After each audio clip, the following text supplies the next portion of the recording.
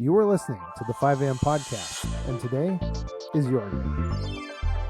Welcome to the 5 a.m. podcast, where we bring you insightful conversations with thought leaders and influencers who are making headway and maybe some waves in their callings and industries. Well, today we are thrilled to be joined by Michael Huber. He is a certified mental performance consultant and founder of the Freshman Foundation. After nearly 2 decades in the corporate world, Michael made a bold career shift into sports psychology, motivated by his personal recovery from gambling addiction and observations as a sport parent and coach. His mission is empowering young athletes and their families to navigate the increasingly complex world of youth sports. Now, through his podcast and coaching practice, Michael helps athletes build confidence, overcome that nasty perfectionism, and prepare for transition like moving to college athletics. Today, we'll explore his journey and insights into the psychological aspects of youth sports. Now, of course, before we roll that intro, we need to thank our listeners for your engagement this week on our social media platforms and the YouTubes and your favorite podcast players. We do appreciate your participation. We love the bell notifications, the thanks, and all that good stuff. Now, while many of our viewers are here in North America, we do want to thank those listeners across the pond or in other continents. We've got friends listening in Colombia, in Russia, Southeast Asia.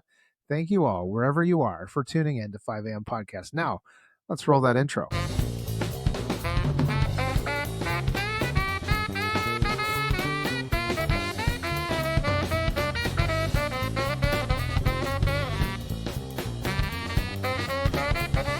Michael, welcome to the 5 a.m. podcast.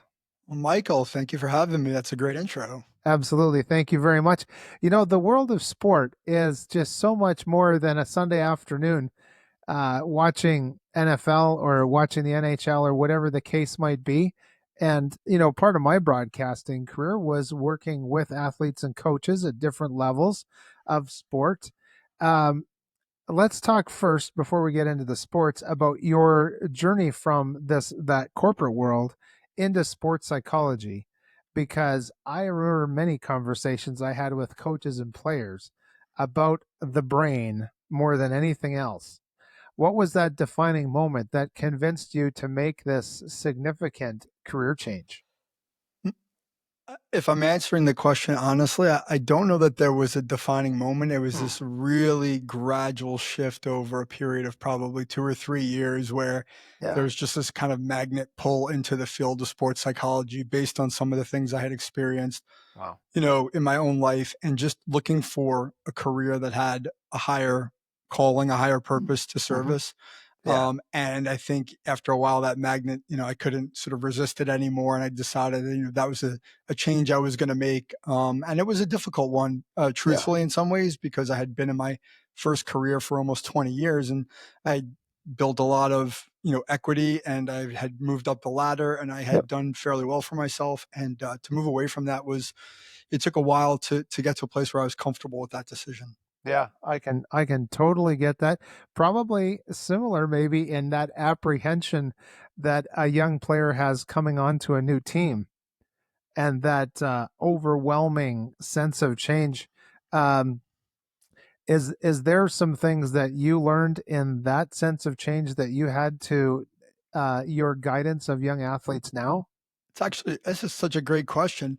Yeah, I think for me, it was really anytime we know we're going to go into a transition, and we're preparing for it. We should actively prepare, I think, is the answer. Yeah. Meaning, for Yeah. me, it took probably 2 or 3 years to get to a place where I was really comfortable with the decision, and that required a lot of preparation, trying to do research, understand what I was getting into, understanding the consequences, and having a plan. And just the same, right? Whether you're 12 or you're 18 and you're walking into a new environment, I think a lot of times, the natural inclination may be to be either really super overly optimistic or to be Yeah. really, really scared. And the truth is probably somewhere in between if you do your homework, right? Ask Yes. good questions, try to get the information you need, try to understand kind of what you're walking into so that you have a sense of what you're up against versus kind of just letting the fear of the unknown dictate what's coming Yeah. next. Yeah, and in the in terms of sport, I've been able to coach some hockey and Mhm. some little league along the way. But in terms of those families that are in sport and their children are on a team, there's already a sense of discipline and some of those characteristics. How can I'm thinking in terms of making lists? You asked you said ask good questions. Can you talk a little bit about uh, for those athletes and those parents that want to take it to the next level? What are some of those things that actually sets them apart from maybe their friends that are not involved in sport? In terms of like, That discipline and that commitment, uh, and you actually have to change the way you think if you want to succeed at sports. okay, so yeah, I think it's about understanding why, right? Like we hear this a Yeah. lot, understanding your why. What's your purpose in doing this, right? Hmm. And I think that actually comes up a lot in youth sport, right? I think fundamentally we want young people to have fun, right? Yeah. And enjoyment and to build physical skills and build socio Hmm. emotional skills.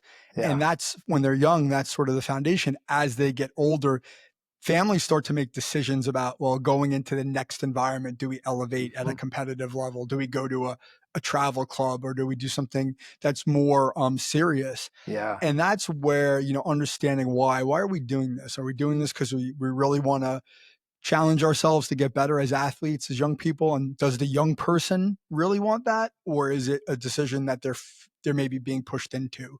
Yeah. Or is it because we want recognition, or we want a scholarship, or is it because we want to develop as a athlete and as an individual, Hmm. right? So like I think understanding why, because I think what happens a lot of times is we put ourselves into those like higher level situations where we think we're getting into something that's going to help us, but it ends up being overwhelming, whether it's Yeah. from an ability level or just from a commitment level of like, this is too much, or I'm not Hmm. ready for this, or it's just so stressful that Right. it's not worth going in that direction. Yeah, and it's a good thing that we can change our minds along the way. One of the things, as you were talking, as I was thinking about character and what sport actually teaches beyond all of those other things that you were mentioning, my friend Rick, his daughters were in speed skating, Mhm. and he told them, "You have to learn to be a good loser."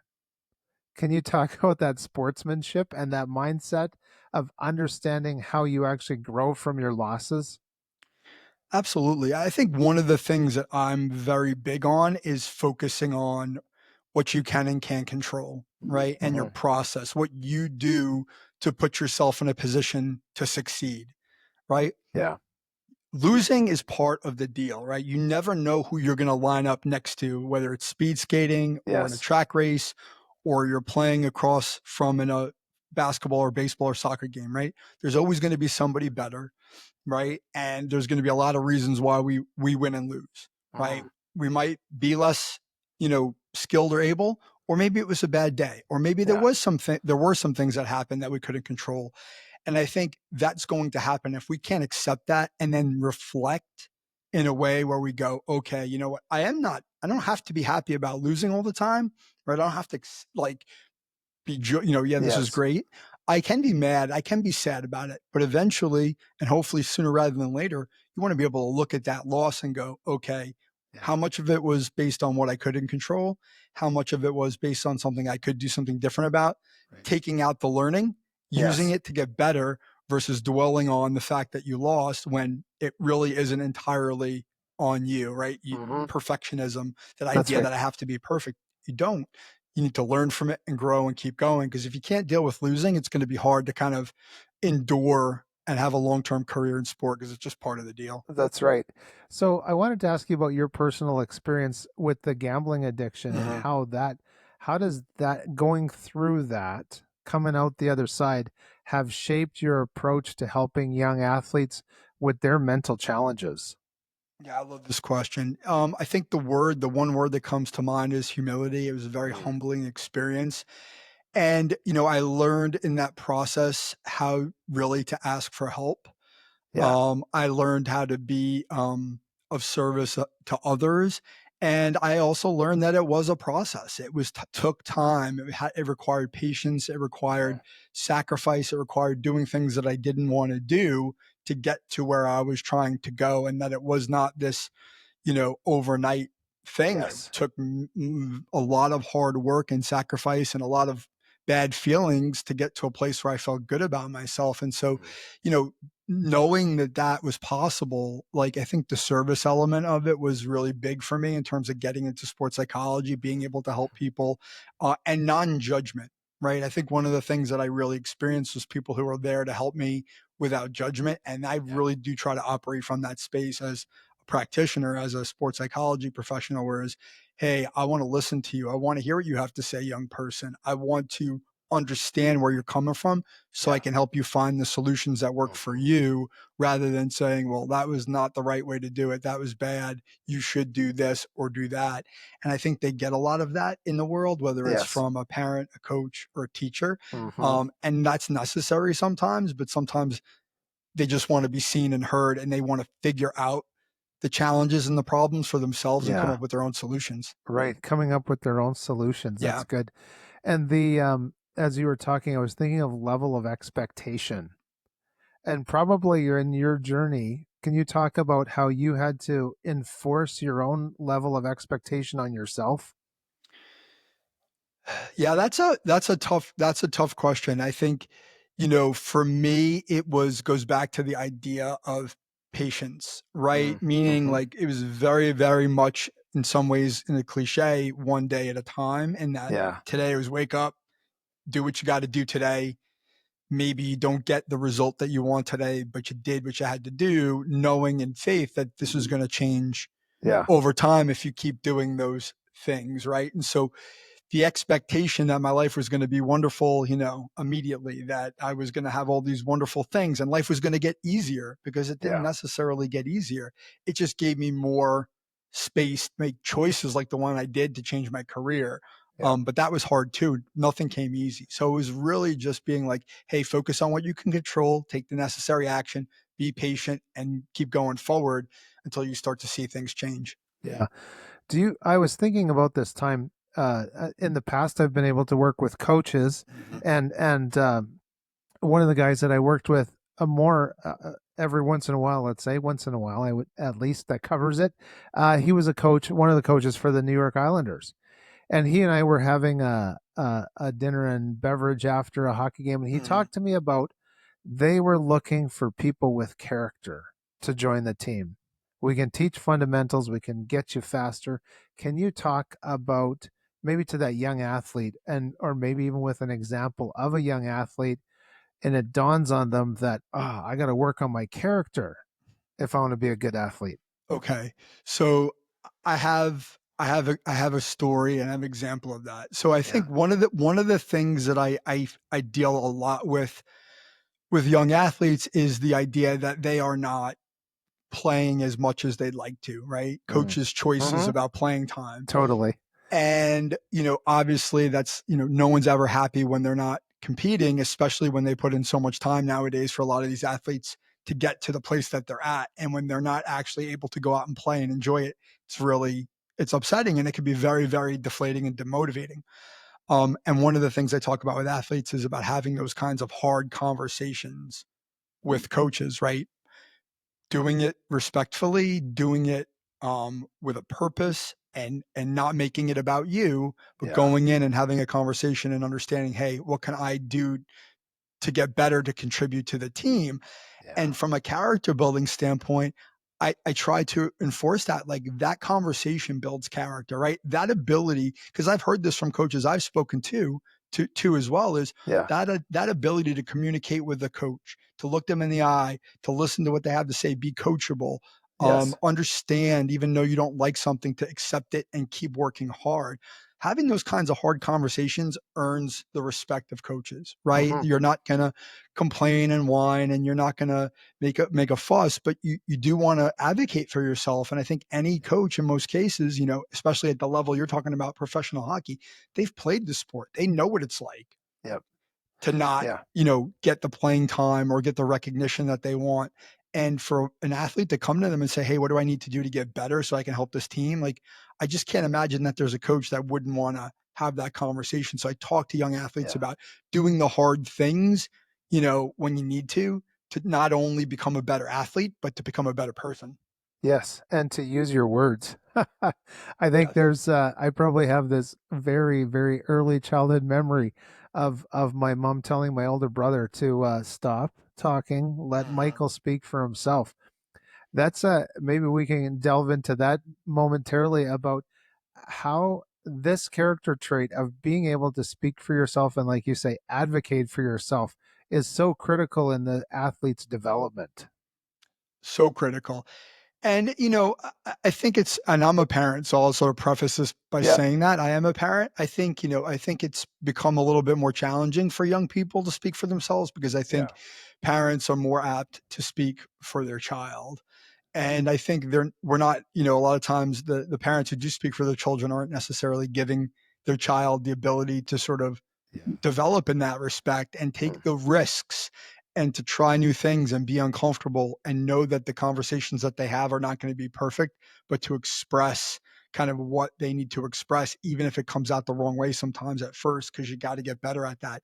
And I Yes. think the biggest, kind of time I see that happen is when an athlete goes from high school to college, because even if they're speaking up for themselves and they're advocating for themselves in high school, when you Hmm. go to the next level, it's just different, Oh right? yeah. The expectations are different, the culture is different, it's a new place.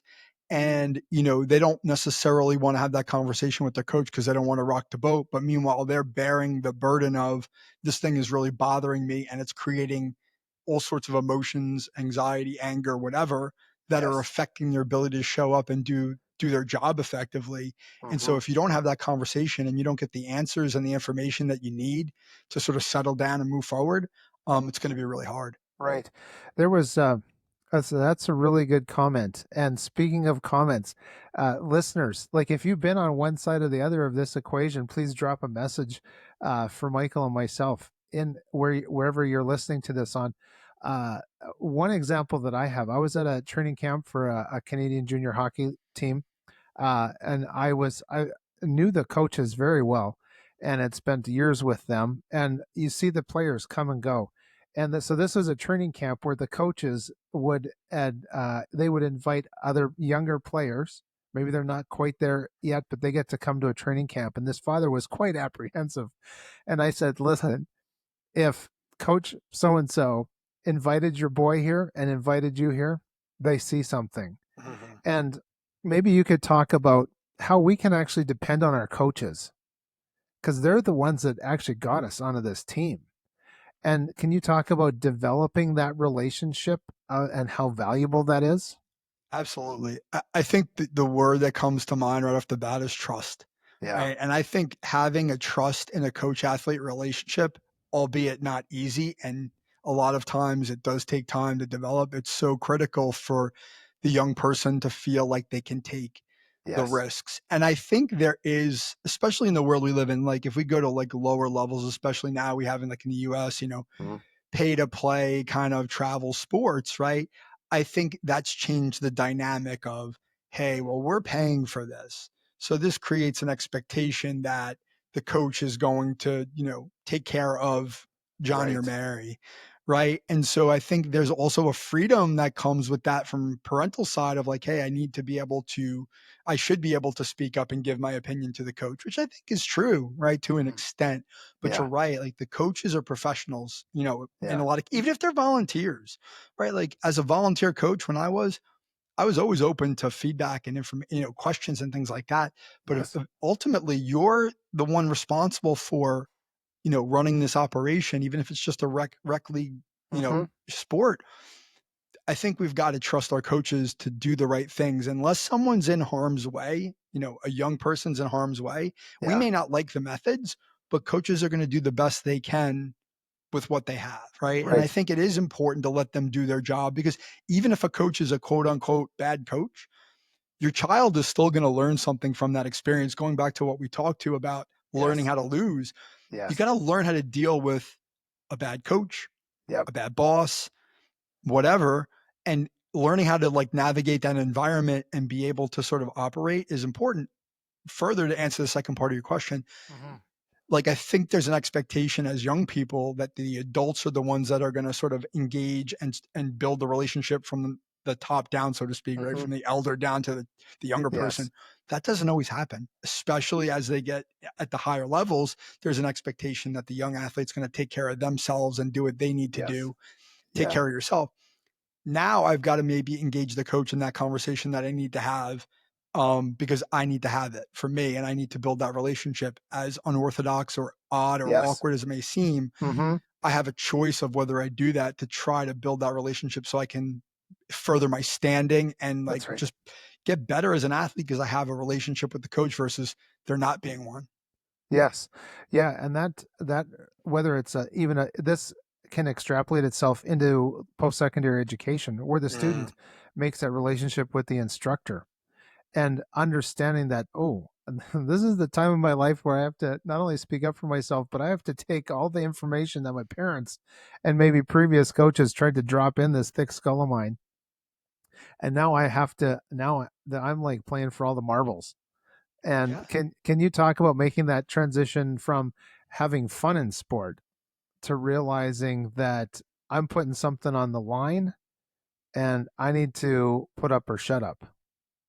Well, I would say I don't think they're mutually exclusive. Honestly, and maybe this is just my bias as a sports psychology Sure. professional, but the best performances tend to come when people are truly present in the moment. Yeah, Which there's an element of enjoyment that comes with that, right? that's right. It's not really worrying about the result or worrying about the stakes or the Mm, consequences. It's, hey, I'm here playing this game and I'm here and I'm doing it and I'm enjoying it. And with that usually comes really, really optimal performance. I think there is, a misconception of like, well, you know what, this is really serious. I have to be serious. And then I put all this external pressure myself to go, mhm. oh, I need to do this, right? But I think what you're describing also comes in the work part of it, the effort part of it. When you step up in class, so to speak, right? When you Yeah, go to the next level, like the requirements, the time requirement, the energy requirement, the work requirement is all going to be much greater. And yeah. you have to be willing to embrace that process, as cliche as it might be, Hmm. right? Embrace the work and like love the work and learn that that you're whatever you're doing is for a reason, you're getting better. Yeah. And if you're not motivated to do that work to get better, then it's also okay to look at, like you said before, we have the ability to change our mind. Sometimes athletes go, hey, I don't know if I want to do all these things to Yeah. to to to participate at this level when I'm not really loving it as much as I used to. And I Yeah. think that that's always on the table. And I think a lot of young athletes don't feel that way. I think they feel like, hey, I'm in this, I got to stick it out. Yep. And that's, I mean, there's nothing wrong with that. That builds character too. Hmm. But sometimes it can be really detrimental to mental health, which obviously Yeah, comes up a that's lot these right. days. And we can also look at it too as that's it's tools actually for the next step. And if Mhm. you don't love it, sport takes a lot of commitment, psychologically, Mhm. physically, diet. You got to say goodbye to friends. You got to say goodbye to food, Mhm. certain things like that. And so we can look at these things as you get to this point of, wow, this is not what I signed up for. And Yeah, I gotta have a change of mind. I wanted to just switch gears just a little bit and ask you about your podcast. But before that, do you want to tell people how they can get in touch with you and find your podcast? absolutely. Yeah. So my website is michaelvhuber.com, and you can find everything you would want to Mhm. know about me. You can contact me through the website. You can find my Sure. socials. You can find my blogs, my podcasts, and all sorts of free resources on that website. And Good. the podcast you can find anywhere you get your podcasts. So Cool. Apple, Uh-huh. Spotify, etc. So yeah, check it out. It's great. Yeah. Now, you had a recent podcast episode about building confidence through curiosity. And I believe your guest was Ed Garrity. How do Mhm. you see curiosity as a tool for developing athletic confidence? Yeah, I think for me, it's about I love curiosity as a Mm, tool, and I think it's really foreign to a lot of young people, but really like being curious about what you're doing so you can learn, right, to get better. yeah. And curiosity as a way to get better at solving problems. That's like kind of one of my big things is for young people to Mm, mhm. become confident problem solvers, right? In terms of like, we're not always going to feel like uber confident, right? We're not always going to Yes. feel like we're great today, Yeah. but we can feel really confident about our ability to sort of dissect and address a problem in real time and say, hey, you know what, I don't feel good today and I know this is going on, so let me make an adjustment, right? Mhm. And let me take a deep breath, let me do something mentally that's going to refocus myself, knowing that I'm kind of fighting uphill a little bit today, right? Yeah. And I want them to feel like they're confident in those moments to make those decisions to make the situation better and get Mm, present again mhm. versus that idea that they always have to feel this like, unabashed, confidence and sense of their ability. I just don't Yeah. believe as a practitioner that's realistic. I think we're Right. human. And so when they're curious, they're looking at situations going, hey, what's going on here? Mm, mhm. Like what's working, what's not working, and what's the adjustment I need to make to get my head back in the game and go out and give, 100% of what I have, Yeah. in the tank today. Yeah, right. I had a mentor in the broadcast industry a long time ago, and when I was having some challenges, he's like, Michael, you got to look at everything as a puzzle. It all fits Mhm. together. You just got a big box of garbage on your desk, and you got to think about it in a different way. So that has stuck with me. So thank you, Bob, wherever you are. Now, Michael, you've mentioned noticing dysfunctional things as a sports a parent and even as a volunteer coach. What are some of those most concerning patterns that you've observed? I think one of the most sneaky things is just the language. I think people typically think of the yelling and the screaming Mm. and that kind of stuff. And obviously it happens and it's stereotypical, but it's Yes. really more the language, right? So what I mean by that is sort of, you know, um, the shoulds, you should have done this, Uh, just do that, like just throw strikes if we use a baseball yep. example. They're not necessarily like mean or nasty or disparaging words, but they're kind of feeding to the athlete that, hey, like what they're doing Mm. is easy, right? And I think sometimes as parents, even if we competed for a lot of us as athletes, which I did, and I know a lot of parents do, whether Yeah. it's at a high level or not, I think that time over time, we sort of that memory of how hard it can be Mm. to operate in those situations erodes. And we just think, hey, you should be able to do that. Just Yeah. throw strikes or just you should do this. And that language starts to seep in, and the young person goes, well, if I make a mistake, then something's gonna be wrong. They're gonna think I let them down, or they're gonna Yeah. think that I screwed this up, versus, hey, you know what? Like, good job on that. This is what I see, right? Like being Yes. able to give like constructive feedback. Obviously, not everything needs to be rosy, but it's Yeah. more about, hey, you did that well, but here's what you could do better. And here's how you do it. I think that's the other thing as a coach Mhm. I really took out of coaching was showing young people how to do the things that we're asking them to do versus just telling them they should do it, but then not actually explaining the process Yes. part of it. Yeah, that describe, demonstrate, and do, that kind of thing. I wanted to ask you how you maybe differentiate your approach when you're working with the individual athlete to maybe an entire team.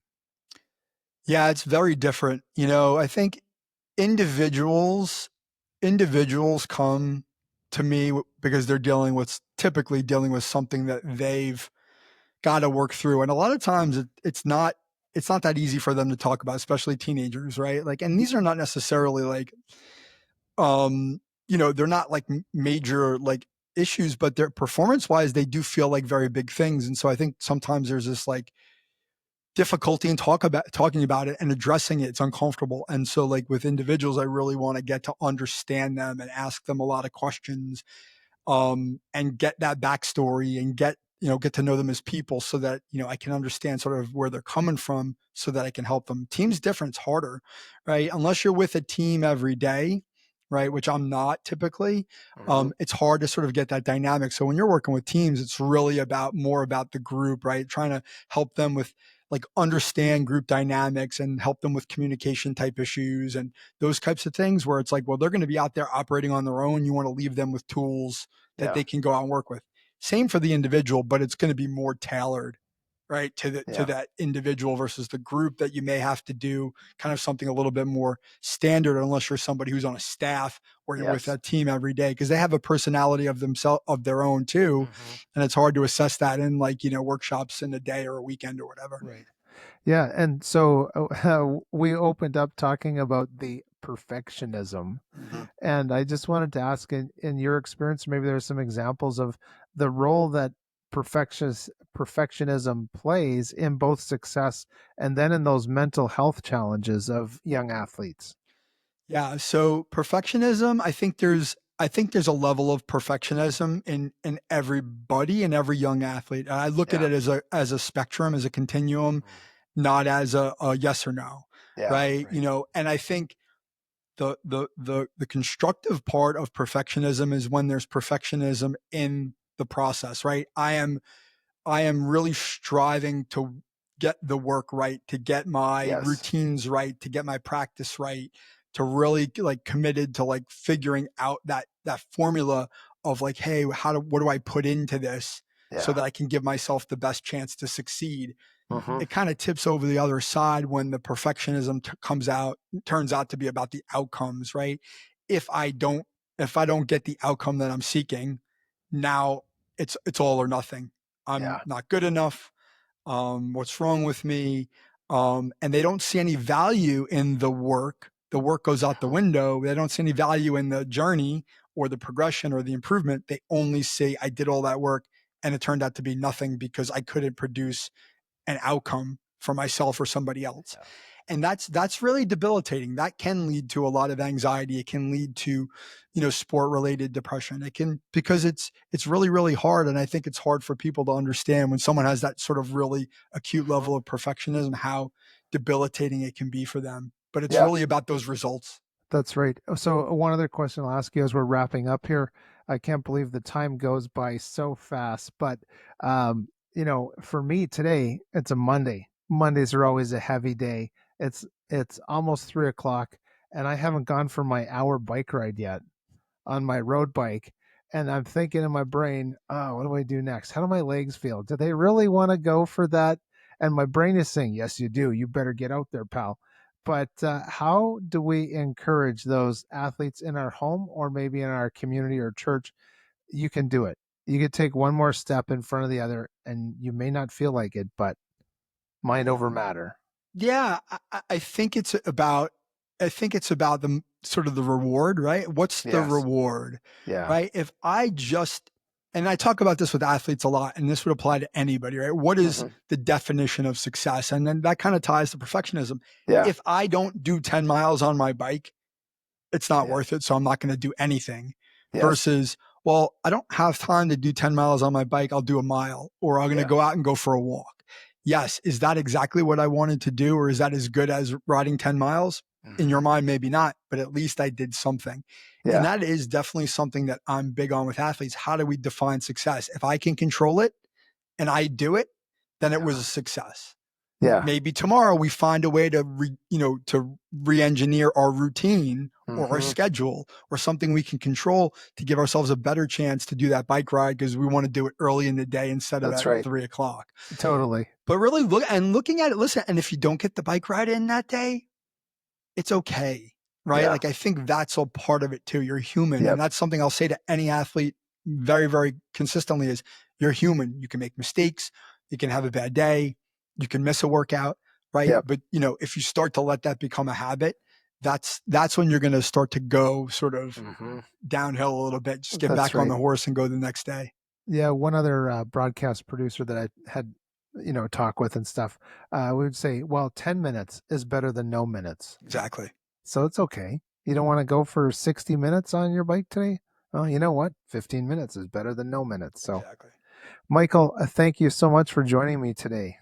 Thank you, Michael. It was wonderful to be here. I really enjoyed our conversation. Absolutely. Me too. It was a lot of fun. It was good to think back to in my brain, I'm thinking about, being on some of the football fields, university sports, seeing those young players from high school that were amazeballs in high school. And then they're coming to these guys that could crush them like a bug. It's like, nah, it's okay, man. Yeah. You're here for a reason. So thank you so much, Michael. It was great. Thank you. Yeah, you bet. And of course, thank you to our viewers. We appreciate you joining in on this conversation. If you haven't already, head over to Michael's website. There's a lot of great information there. And as far as 5 a.m. podcast is concerned, give this a share, give it a like and a subscribe. Share this out with your networks. I know you're probably thinking about somebody who could gain some wise words of wisdom from this conversation with Michael today. And what a great world to be in, that world of sport, and how that renews the mind, changes, builds up people into adults. So one more thing, if you could give 5 a.m. podcast a 5-star review on your favorite podcast player. And of course, I need to thank all of our friends that have ventured over to buymeacoffee.com/5am podcast to help support the show with some virtual cups of coffee. We do appreciate it. Wherever you are on helping 5am grow spectrum, thanks for being there. We hope you seize your day. And until next time, make sure you get up and enjoy that sunrise tomorrow. I'm Michael Clausen.